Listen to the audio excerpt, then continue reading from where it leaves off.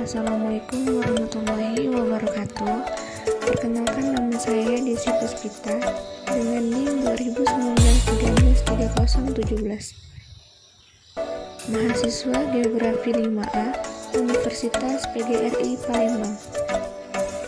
Baiklah, di video kali ini saya akan menjelaskan materi mengenai morfologi tanah.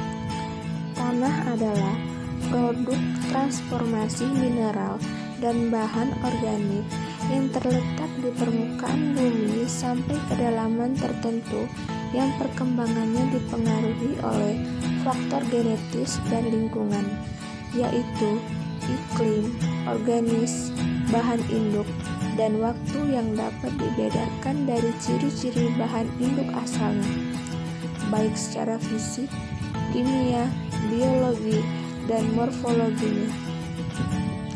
Faktor fisik tanah yang sangat berpengaruh kegiatan pertanian antara lain tekstur, struktur, konsistensi, kapasitas memegang air, kapasitas infiltrasi, permeabilitas, drainase, kedalaman efektif, dan sebagainya. Faktor kimia tanah yang penting adalah kandungan hara, tersedia makro dan mikro, pH tanah, kandungan bahan organik, kapasitas tukar kation, kadar bahan beracun, dan sebagainya. Sedangkan faktor biologi yang penting adalah jumlah dan aktivitas organisme dalam tanah. Morfologi tanah merupakan sifat tanah yang dapat diamati langsung di lapangan, yang menunjukkan profil tanah ke area dalam tanah. Hal ini penting untuk diamati karena akar tanaman berjangkar di tempat tersebut. Contoh sifat morfologi tanah yaitu ketebalan topsoil, kedalaman efektif, duripan, fragipan, horizon agregat, petroferik, dan petrogipsik. Perlu pula mengamati kondisi lingkungannya di sekitarnya, seperti bahan induk, lereng, fisiografi, drainase permukaan, dan kedalaman batuan. Tekstur tanah menunjukkan potensi tanah berkaitan dengan daya dukung terhadap ketersediaan hara, ketersediaan air, dan kemudahan pengolahan. Warna merupakan sifat tanah yang mudah diamati, yang memberikan gambaran tentang berbagai sifat.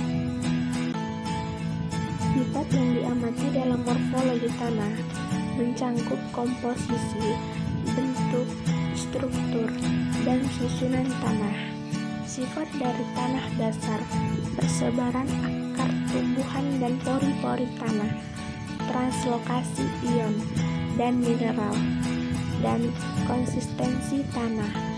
Pengamatan biasanya dilakukan pada profil tanah yang dipotong secara vertikal 2 dimensi dengan luas permukaan tanah tidak lebih dari 1 meter persegi, namun kedalaman dapat bervariasi. Adapun tujuannya: 1. Mengetahui kelas tekstur tanah, konsistensi ketika basah dan lembab, dan mengetahui warna tanah. Yang kedua, membedakan pupuk majemuk, tunggal, pupuk cair, dan pupuk padat agar terhindar dari kepalsuan pada pupuk. Yang ketiga, untuk memprediksi aliran permukaan pada tanah. Baiklah, hanya materi itu saja yang dapat saya sampaikan. Saya akhiri. Wassalamualaikum warahmatullahi wabarakatuh.